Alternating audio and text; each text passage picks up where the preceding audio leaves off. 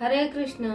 सभी वैष्णव भक्तों के चरणों में दंडवत प्रणाम। मैं राधिका प्राण वल्लभ देवी दासी आपका स्वागत करती हूँ और आप लोगों पर कृष्ण की विशेष कृपा है। धन्यवाद मुझे सुनने के लिए। तो प्रश्न यहाँ पे ये है कि अपने मन को कैसे वश में किया जाए। तो हम बताते हैं आपको कि अपने मन को वश में कैसे किया जाए। श्रीमद् भगवत गीता के 2 अध्याय के श्लोक संख्या 67 तो उसमें क्या बताया जा रहा है, शीला प्रभुपाद क्या बता रहे हैं, भगवान कृष्ण क्या बता रहे हैं कि जिस प्रकार पानी में तैरती नाव को प्रचंड वायु दूर बहा ले जाती है, उसी प्रकार विचारशील इंद्रियों में से कोई एक जिस पर मन निरंतर लगा रहता है मनुष्य की बुद्धि को हर लेती है। तो अब यहाँ पर कितना अच्छा बताया है कि एक जैसे वायु है, एक प्रचंड वायु नाव को दूर बहा ले जाती है, वैसे ही विचारशील इंद्रियां किसी एक चीज पर अगर लगी रहती है तो वह मनुष्य की बुद्धि को हर लेती है। तो हम देख सकते हैं कि कोई व्यक्ति होता है जो दुखी परेशान होता है तो वो बस वही धुन लगाए रहता है कि मुझे मरना है, मुझे मरना है, और एक दिन वो आत्महत्या कर लेता है। इसी प्रकार एक जो समझदार व्यक्ति होता है वो कहेगा कि मुझे ये लक्ष्य प्राप्त करना है, ये लक्ष्य प्राप्त करना है, ऐसी नौकरी मुझे चाहिए, नौकरी चाहिए, तो उसको वो नौकरी प्राप्त कर लेता है।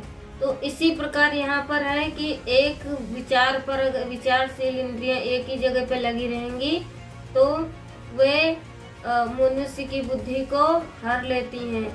और तो यहाँ पर तात्पर्य में श्रील प्रभुपाद क्या कह रहे हैं कि यदि समस्त इंद्रियां भगवान की सेवा में ना लगी रहें, यदि इनमें से एक भी अपनी तृप्ति में लगी रहती है तो वह भक्त को दिव्य प्रेम प्रगति के पथ से विपत कर देती है।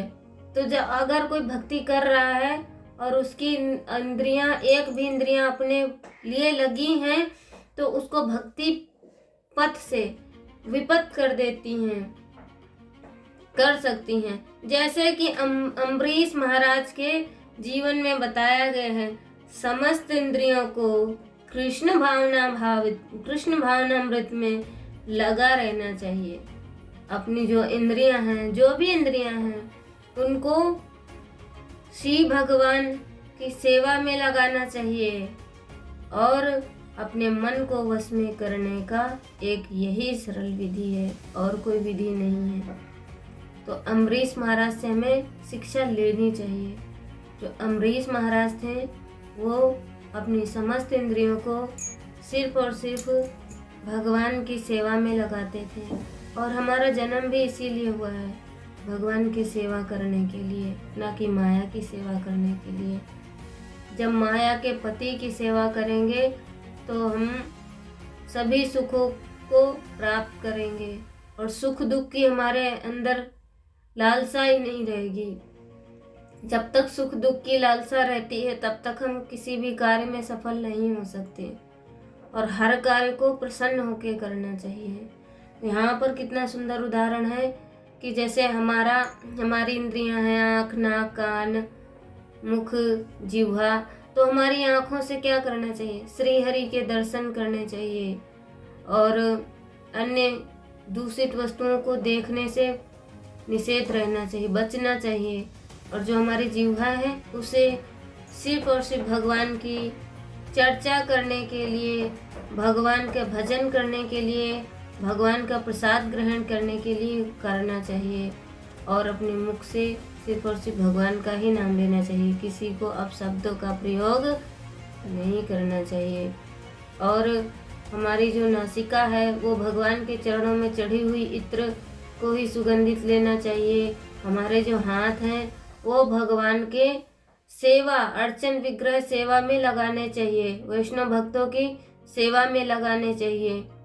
और जो हमारे पैर हैं वे भगवान के मंदिर में जाने के लिए प्रयोग करने चाहिए और भगवान के मंदिर में जाने के लिए, मंदिर मार्जन करने के लिए हाथ और पैरों की से सेवा करनी चाहिए।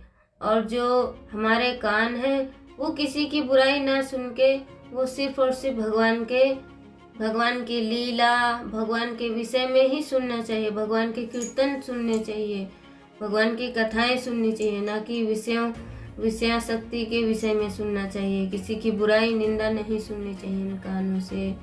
तो अगर हम ऐसे करेंगे तो हमारा मन जरूर हमारे वश में होगा, और अपने मन को वश में करने का कोई भी अन्य उपाय नहीं है। जब तक अपनी इंद्रियों को भगवान की सेवा में नहीं लगाएंगे तब तक हमारा मन हमारे वश में नहीं हो सकता। हरे कृष्णा, दंडवत प्रणाम।